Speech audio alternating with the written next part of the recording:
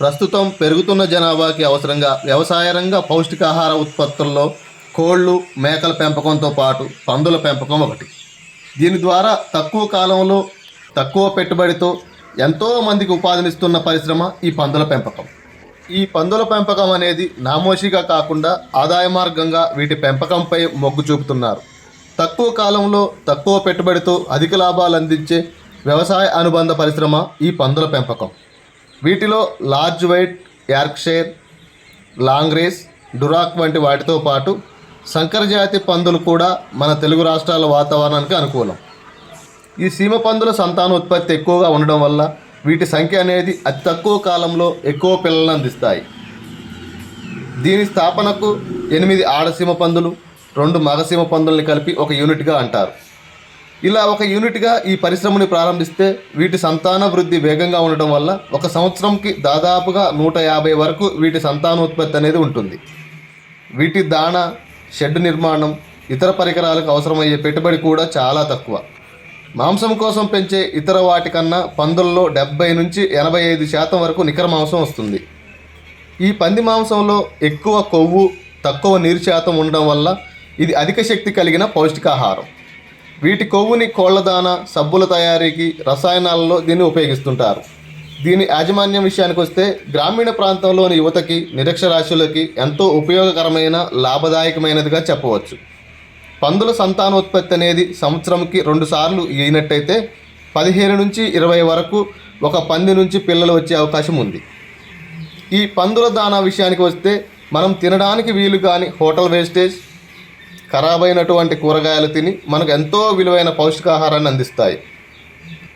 ఈ తరహా సీమ పందులు అనేవి కేవలం 7 నుంచి 8 నెలల కాలంలో 80 నుంచి 90 కిలోల బరువు పెరగడం వల్ల అతి తక్కువ కాలంలో ఎదకు వచ్చి సూడి కట్టడం జరుగుతుంది.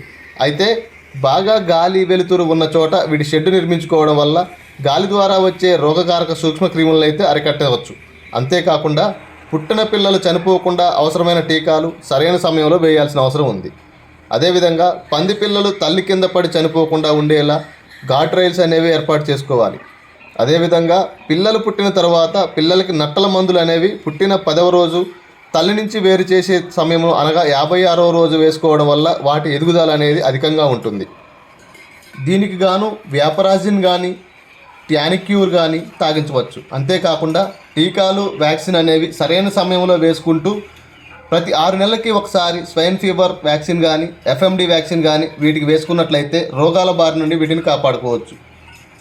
ఈ చిన్నపిల్లలకు పారుడు రోగం అంటే అనేమియా అనే రోగం వచ్చే అవకాశం ఉంది. కాబట్టి పిల్లలు పుట్టిన 3వ రోజు లేదా 10వ రోజున పిల్లలకు విటమిన్ ఏ, ఐరన్ ఇంజెక్షన్లు ఇవ్వాల్సి ఉంటుంది. దీంతో పాటు డీవార్మింగ్ కూడా చేయాల్సిన అవసరం ఉంది. అదేవిధంగా పంది పిల్లలకి సూది దంతాలు అనేవి 8 ఉంటాయి. అవి పాలు త్రాగే సమయంలో తల్లికి గాయమయ్యే అవకాశం ఉంటుంది. కనుక ఆ సూది దంతాలని కట్ చేసి తొలగించుకోవాల్సిన అవసరం ఉంది. వీటి పెంపకంలో అధికంగా వీటికి దాణాకి అధిక ఖర్చు చేయాల్సి ఉంటుంది. కాబట్టి ప్రత్యామ్నాయ మార్గాలపై దృష్టి పెట్టి దాణా ఖర్చును తగ్గించే ప్రయత్నం అయితే చేసుకోవాల్సిన అవసరం ఉంది. పూర్తిగా దాణాపై ఆధారపడితే పెంపకం అనేది ఎక్కువ లాభదాయకంగా ఉండకపోవచ్చు. మనం పెట్టే దానాన్ని బట్టి ఒక్కో సీమ పంది రోజుకి 400 గ్రాముల నుంచి 500 గ్రాముల వరకు పెరిగే అవకాశం ఉంది. వీటి దాణా తయారీలో మొక్కజొన్న 40 నుంచి 50%గా, వేరుశనగ చెక్క 10 నుంచి 15%గా, కందిపొట్టు 10 నుంచి 15%గా, ఖనిజ లవణాల మిశ్రమం 2%గా, ఉప్పు 1% గాను, తవుడు 30% గాను కలిపి ఒక రోజుకి పెద్ద పందులకి 4 కేజీలుగా, చిన్నపిల్లలకు తల్లిని బట్టి వేసుకోవాలి. అంటే ఎదక వచ్చినప్పుడు ఒక విధంగా, ఎదకాలంలో ఒక విధంగా, ఈనినప్పుడు ఒక విధంగా దానాన్ని అందించుకోవాల్సిన అవసరం ఉంది. వీటికి సుమారుగా 3 కేజీల దానాకు 1 కేజీ శరీర బరువు పెరిగే అవకాశం ఉంది. అంటే కిలో మాంసం పెరుగుదలకు 75 రూపాయల వరకు ఖర్చు అవుతుంది. అయితే ఆహార వ్యర్థాలను ఆహారంగా అందిస్తే 50% వరకు ఆ ఖర్చును తగ్గించుకోవచ్చు. ఈ సీమ పందుల పెంపకాన్ని ఒక యూనిట్గా ప్రారంభిస్తే, అంటే 10 సీమ పందులతో పెంపకం ప్రారంభిస్తే 10% మరణాలు పోను ఏడాదికి సుమారుగా 130 పిల్లల వరకు వస్తాయి.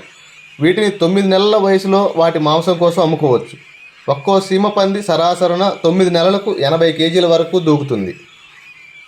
వీటి ధర విషయానికి వస్తే లైవ్ రేట్ కాకుండా మాంసంని కోసి విక్రయిస్తే అధిక లాభాన్ని అయితే పొందవచ్చు.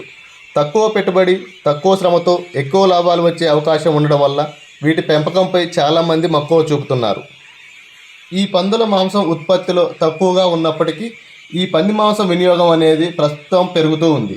భవిష్యత్ అవసరాల దృష్ట్యా ఈ మాంసం కూడా పెరిగే అవకాశం ఉంది ఉత్పత్తి. Thank you for watching this video.